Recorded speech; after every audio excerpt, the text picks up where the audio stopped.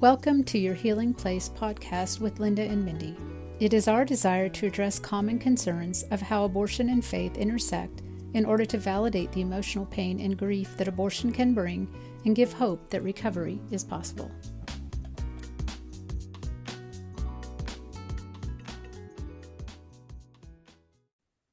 We are back with Linda and Mindy and your Healing Place podcast. Welcome. Christy again is a guest with us, and today we're going to be talking about memorializing our babies. And this is something that is such a tender topic for women, depending on their stage of healing, and sometimes very threatening too, if they haven't gone there before.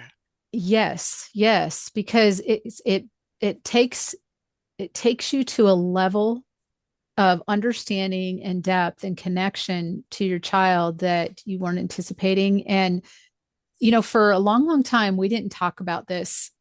We kind of waited to let people know that there was a memorial in the group, that there was, during one of the group sessions, because it is so hard and a lot of women won't sign up. But I hope through this podcast, we can sort of dispel some of those fears and talk about the beauty and the need and the healing aspect that comes from bringing your baby out of the shadows and into the light. So I can remember my first memorial. I've had several because every time I go through a different kind of group, we have a memorial. It's part of the healing process for almost every group.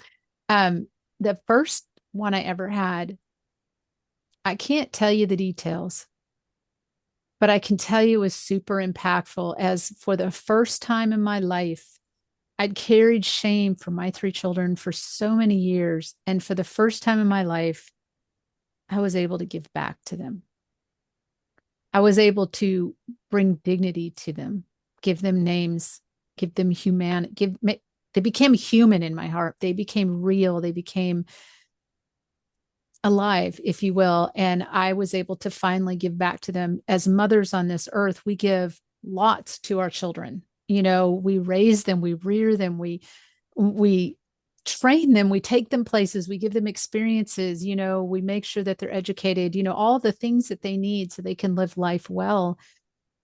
And these children just get literally taken from us in a moment and then stuffed down into the corners of our heart. And so now, once we can embrace them, there's a level of freedom and healing that won't come until we do that.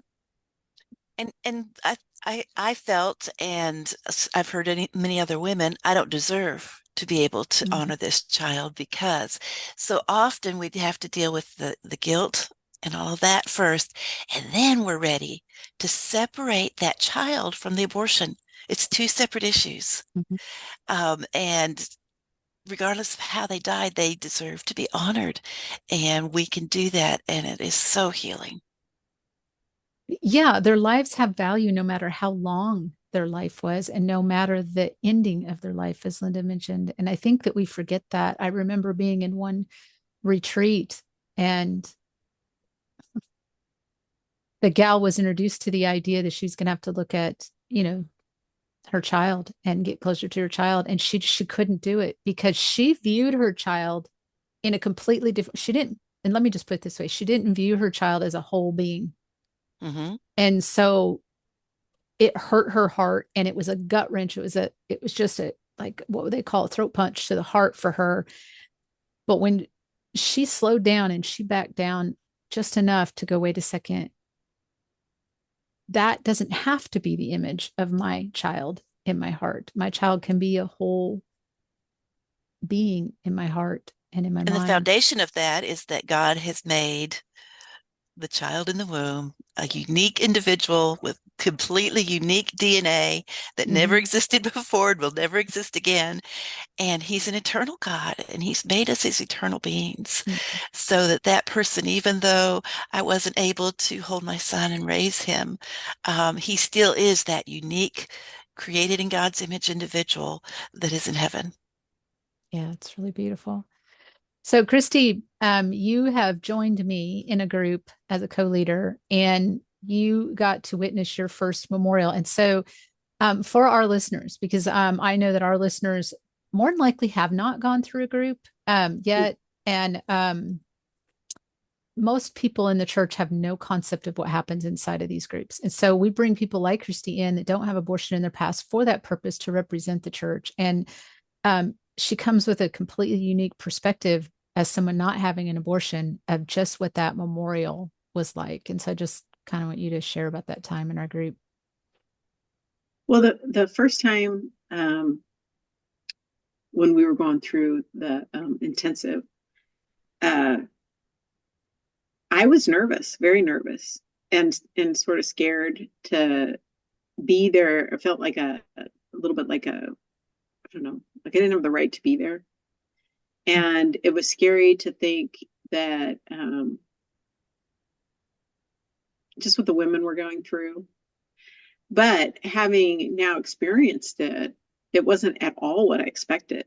It was sweet and amazing. And I remember, Mindy, you were talking about when you were introducing that this was going to happen. I remember you talking about, we name our dogs, we name our pets, we name our houses, and we name our boats. Right. And even as somebody who is representing the church, I think we don't really think about the kids all that much either, the babies. Not like we should. And it was really very, very humbling and eye-opening. And I too just had the same kind of revelation, like, yeah, like this person needs a name and they need to be honored, and we need to bring dignity to the fact that they existed. That needs to be done. We're not very ritualistic in the West, but I feel like this was one of the most holy and amazing ceremonies I've ever witnessed. And it was just super touching. And I just felt really in awe and honored to be there. And it really also made me much more sensitive to just how painful it is, but also how freeing it is. It's like a ritual watching somebody having chains cut off of them. It's amazing. Jesus says, "Blessed are those that mourn, for they shall be grieved." Oh, I messed that all up. Blessed are those that mourn, for they shall be comforted. And we want the comfort, but the prerequisite of that is mourning. Mourning. And allowing ourselves to mourn. And we can't mourn over something we can't identify. So to be able to put a name, to put a personhood to that child allows us to go through that mourning in honor for them, and then we get the comfort. And it's the comfort that brings healing. It's the comfort of God that brings healing. It's his mercy, his compassion, and his kindness towards us that leads us to repentance. It reminds me of, how God says that he marks the believers. He puts a mark on them. These are mine. I feel like it's like the mother's opportunity to put a mark on her child, to say, this is my child. And I think that's important. Yeah. Thank you for listening. This podcast was inspired by the many conversations had through the years with women struggling from the emotional pain associated with abortion. Thank you for allowing us into your healing journey. Subscribe on major platforms where podcasts can be heard. Learn more about virtual abortion recovery healing at www.anevenplace.com. The link is in the show notes.